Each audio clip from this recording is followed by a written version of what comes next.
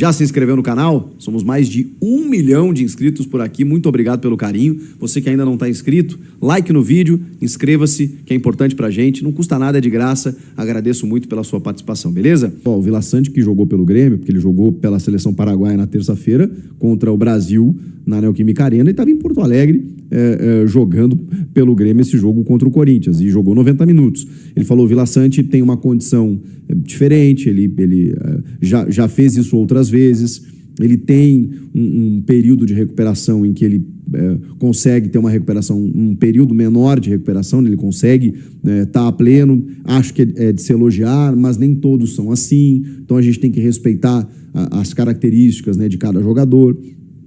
Ele quis dizer que, pela questão física de desgaste, o clube entendeu que esses jogadores poderiam agravar algum tipo de situação se eles fossem colocados no jogo. Mas o fato é que eles fizeram falta, tá? E aí realmente você tem um exemplo de outros atletas que jogaram também na terça-feira e jogaram na quinta também. Faltou alguma coisa? Acho que é isso. Acho que eu falei de todas as questões abordadas pelo Dorival na entrevista coletiva. É muito pouco ainda, né? Ele falou do tempo de trabalho. Eu acho que o jogo, como eu falei, foi bom, foi movimentado, mas era um Corinthians todo desmantelado, né? Então, poxa, teve uma semana para trabalhar, mas sem os principais jogadores. Tinha muita gente fora para ele poder trabalhar. Eu acho que depois das férias, agora de 15 dias, em que o elenco vai se reapresentar, e aí o Corinthians terá umas 2 semanas nessa intertemporada, aí sim, aí eu acho que na retomada a gente vai cobrar e exigir um Corinthians diferente. Eu preciso ver o Corinthians do Dorival. Eu ainda não estou vendo, eu ainda não consigo ver. Eu preciso ver um time mais consistente, de conexões, que tem uma cara mais sólida, e isso ainda não está acontecendo. E alguns reforços devem chegar nessa janela, então a gente vai começar a ver de que maneira esse Corinthians pode melhorar. Eu acho que tem margem para evoluir. Diferentemente do Grêmio, né, a gente usou o exemplo, eu acho que o Grêmio está meio que no seu limite ali. Vai contratar pontualmente na janela e tal, mas não vai muito mais longe do que uma condição de meio de tabela. Eu acho que o Corinthians pode mais. Não sei se disputar título, mas eu acho que ele pode subir um pouco mais, se tiver todo mundo à disposição. E ir reforçando aqui e ali. Então, eu vejo perspectiva. Tá fora da Sula, tem a Copa do Brasil aí para poder, quem sabe, beliscar alguma coisinha. Precisa, porque precisa melhorar. Eu ainda não vi o Corinthians do Dorival. No final, sempre ajudam o atleta e o clube que se lasca, tá? Eu espero, né? Eu espero que o jurídico do Corinthians, enfim, a nova diretoria, tome uma atitude interessante, tá? Tome uma atitude interessante que não beneficie o jogador, mas sim o clube.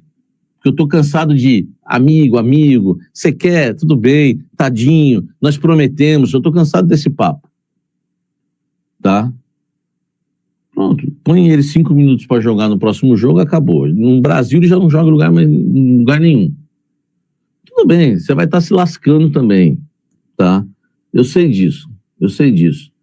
Na verdade, somos reféns, né, de um jogador meia boca, que não tem condição de jogar no futebol brasileiro, que às vezes vai nos encantar com uma jogada de efeito, porque foi o diagnóstico que eu fiz do Coronado na primeira semana de treinos dele, quando as minhas fontes passaram para mim como é que o Coronado jogava. É isso. Estamos ferrados. Em relação ao Coronado, tá? Estamos ferrados. Não tem muito que... Não tem o que fazer, não tem como escapar, tá? Não tem como escapar em relação a Igor Coronado. A gente tá lascado, meu amigo. Tá lascado, o cara rescindiu e pediu metade do contrato. Se você pagar metade do contrato, né, dá raiva, porque é o cara que pediu a rescisão. Se você não pagar, você paga o contrato inteiro, que aí você paga o dobro, lascou. Refém. Somos reféns de um jogador meia boca mais uma vez. Esse é o Corinthians e os contratos que fazem. Agora você anote bem aí quem fez esse contrato, quem contratou esse cara, quem resolveu pagar 2 milhões, entendeu? Anote aí, velho. Sabe, anote.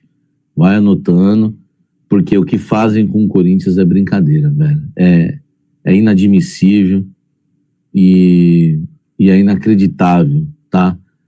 Um jogador que não tem força física, não tem condição, e não vai vingar nunca, tá? Nem no Corinthians, nem em outro lugar aqui no Brasil, porque ele não tem força física, não tem intensidade para jogar no futebol brasileiro, tá?